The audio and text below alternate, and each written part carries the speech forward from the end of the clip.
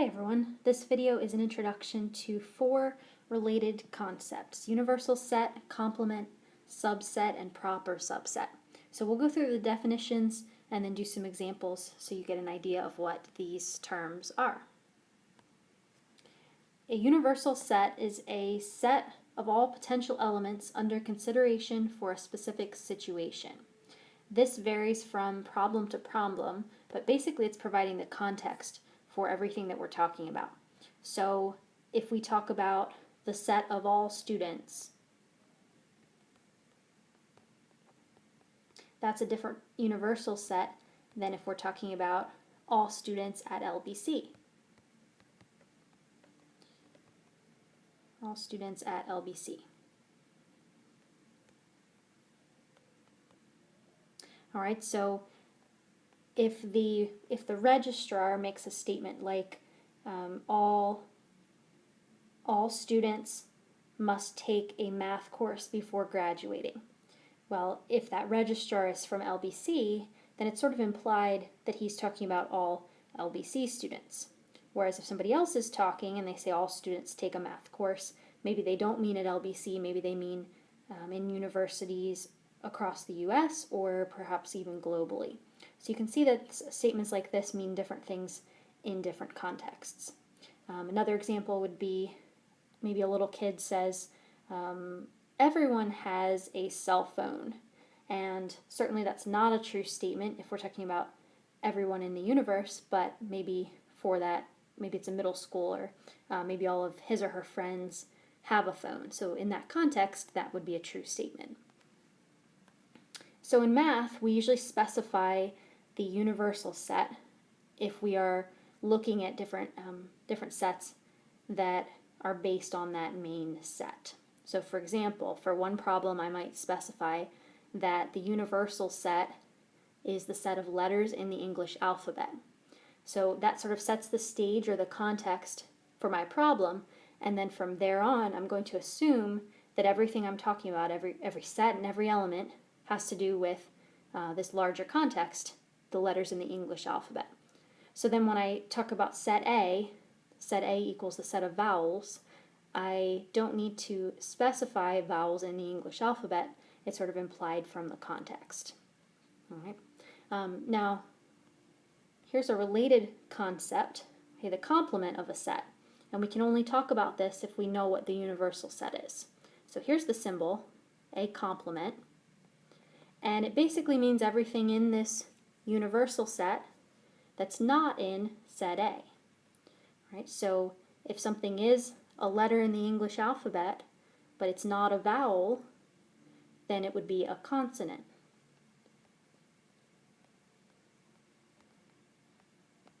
Right?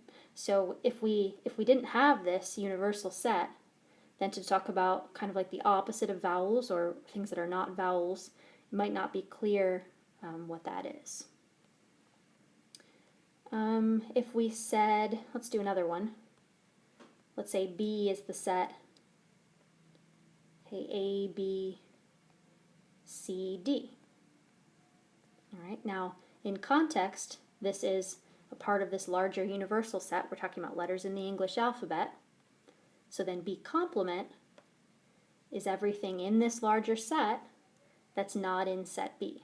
All right, so what elements would be in B complement? Well, we would pick up at E, and then we would continue all the way through Z. All right. Here's a numerical example. If the universal set is 1, 2, 3, 4, 5, 6, then these are the only numbers we want to consider for this problem. So if I have set S, and S is 2, 4, 5, right, then S complement, I'm just going to look back at that set and see what are the elements that are not in S. Okay, and they would be 1, 3, and 6. Right? But notice I'm not throwing in 10 or 12 or anything like that. They're not in S, but they weren't even in the universal set, the main context of the problem, so they're not included. Okay, the next concept is a subset. So here's a picture version on the right here. All right, so in this picture I've drawn two sets, A and B, and I've represented them with circles. So A is like a collection of things, and B is a collection of things. And if A is made up of some of the things from B, then A is a subset of B. So let's say that A is just the letters X and Y, and let's say that B contains X and Y, and it also contains Z and W. Okay, so A contains X and Y, and B, right, is X and Y and Z and W. Okay, then A is a subset of B. Right? So here's the symbol for this. It looks kind of like a less than or equal to symbol, except it's curved. It's also like a sideways U. And you would read this, A is a subset of B. And what this means is that every element in A is also an element in B. So every element in A is an element of B. And you can see that with the example on the right. All right, X and Y are elements in A, and they are also elements of B. Here's a different way to say it. There is nothing in A that's not also in B. It's not also in B. Well, why do we need this alternate definition? You know, what's wrong with the first one? Well, here's the weird case. The empty set is technically a subset of any other set. All right, so the empty set is a subset of B. All right, and I'll list these elements out, X, Y, Z, W.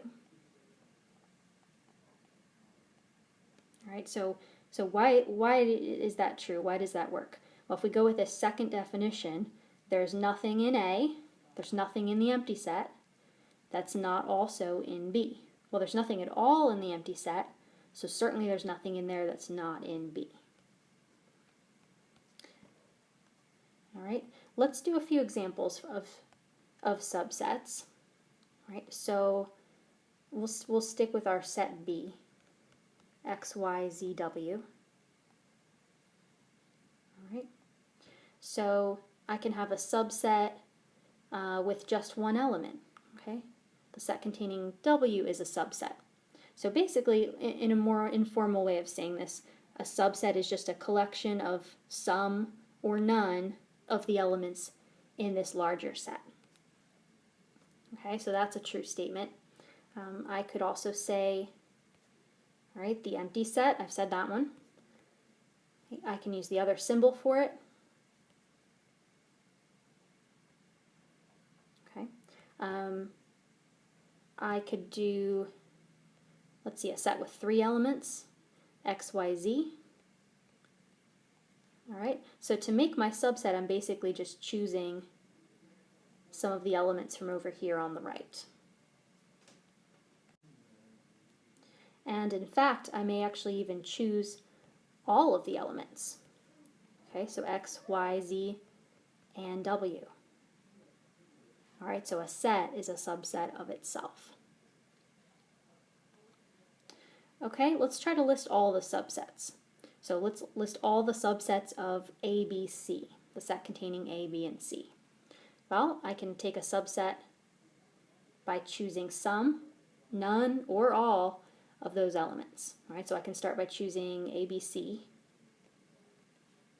All right, and then I could use that symbol after it, the subset symbol.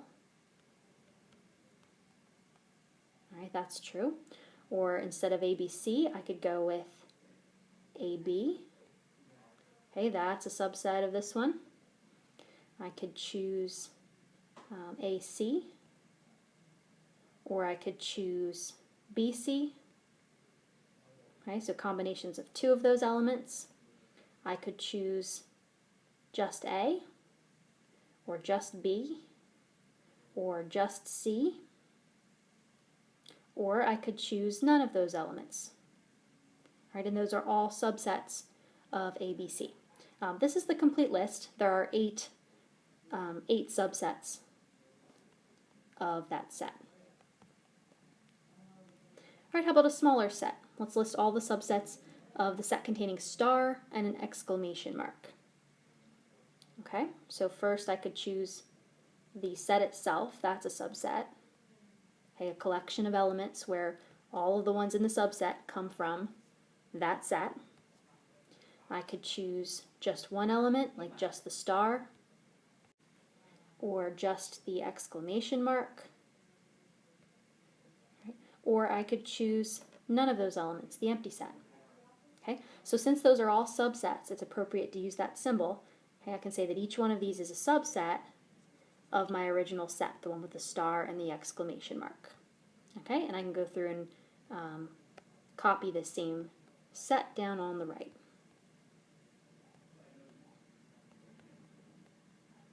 Okay, and I'll do it one more time just to emphasize this fact. Okay, they are all subsets. How about subsets of the set containing 1? Well, you can see we have fewer subsets now that we only have one element. So, all right, the set itself, that one is a subset. And I don't really have many other options. The only other one that is a subset is the empty set. Okay, because to make my subsets over here, I have to choose things from the set itself. And then the smallest set we can possibly come up with, an empty set, right? What are its subsets? Well, there's only one. The only subset of the empty set is the empty set itself. So what do we do if something is not a subset? There is a symbol for that. So if I go back to my original example, x, y, z, w, all right, how do I show that AB is not a subset of this, because A and B didn't come from that set on the right? Well, I use the subset symbol, and then just like with the element one, if you put a slash through it, it means not. So the set containing A and B is not a subset of the set containing x, y, z, w. If it has some of those letters included, like x and y, but then we throw in something like a v that's not in the set, then that's still not a subset of the one on the right. Okay, so that's the idea of a subset, and you have your symbol for the subset, symbol for not a subset. Here's a very similar concept, okay, a proper subset. All right, so if you look back at our lists, let's go back to this example, okay, with ABC. We have 8 subsets, but you'll notice that one of them is the set itself. Okay, it's true that the set is a set. The set is a subset of itself, but sometimes we just want to consider the ones that are actually smaller than the set. Right? It doesn't really make sense. You know, when you in English, if you were to say a subset of something, you might just be thinking something that's smaller. Like sub sort of has that implication. So in each of these examples, technically the set itself is a subset, but it's a bit different than the others because it's the same size as the original set. So what we wanted to do is to come up with a term that reflected that. We wanted to talk about subsets of a set that are actually smaller in number than the set itself. Okay, so subsets of a set that are smaller, and I'll put this in quotes, it's not really a mathematically precise word, than smaller than the set itself.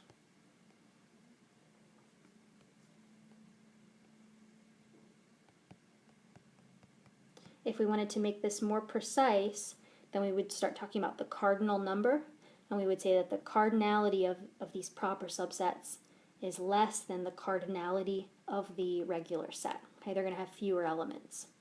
So the two things to check for to see if something is a proper subset. Okay, so here's our symbol. We say A is a proper subset of B, right? if it fits these two requirements, it has to be true that A is a subset of B. So we just look at our list of subsets, and then we choose all the ones where the subset doesn't actually equal the set itself.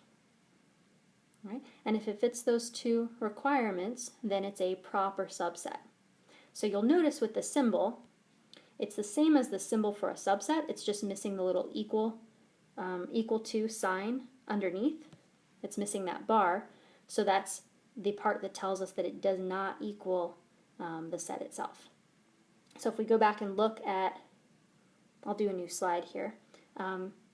If we looked at the star and the exclamation mark example, okay, then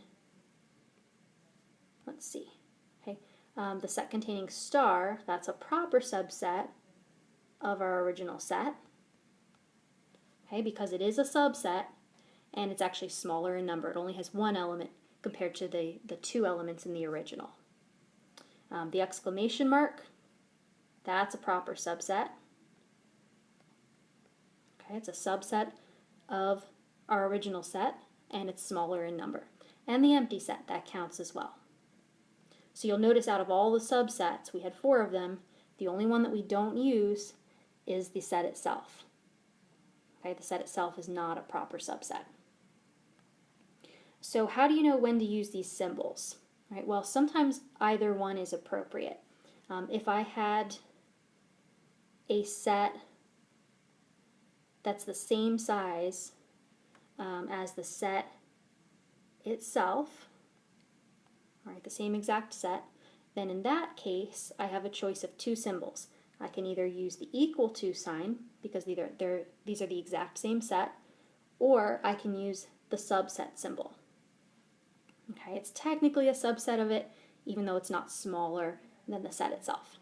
Okay, I can't use the proper subset symbol. This one's reserved for things that are smaller in number than the original set. If I had something like the set containing A, which symbols are appropriate to use? Well, now I can't use the equal sign. I can use the subset symbol. Right, it is a subset. Okay, every element in this set, the set containing A, is an element of the set AB. But I can also use the proper subset symbol. Not only is it a subset, but it's also one that's smaller. Okay, it's a more specific type of subset. If that's still confusing to you, sometimes it helps to think about the way that you use the equal to sign, the less than or equal to, right, and the less than symbol. Right? So situations where you have a number in itself that you want to compare, okay, it would be appropriate to use either the equal sign, or you could also use the less than or equal to sign. Okay, both of those are correct. They both have that bar underneath the symbol that means equal to. When you go to use, or when you look at numbers that are, if one is smaller than the other, like 3 and 5, all right, then it's appropriate to use either the less than or equal to sign or the less than sign, because now both of these symbols have that part that indicates that the number on the left is smaller. All right, so looking back at this one, same thing. If it's the same size, same set, then use one of the symbols that has the equal to part to it. But if it's strictly smaller, then you have to use one that has the little curvy piece that shows that it's smaller in size, a subset. Okay. Okay, and let's see, I guess the only difference between these symbols and sets is that sometimes you can have a smaller set, like if we had Z. Okay, that's smaller in number than AB, but it's not appropriate to use any of these symbols. Okay, it's not a subset, it's not a proper subset, and it's not equal to. So that's a slight difference from the less than and less than or equal to symbols. Okay, I think that's a good summary for you of these 4 concepts. Your textbook has more information and more examples on these, and I have made a longer video in the past if you'd like to view that one, but you should now have at least a basic understanding of the universal set, the complement of a set, subsets, and proper subsets. All right, I look forward to your discussion on this and your questions about these terms.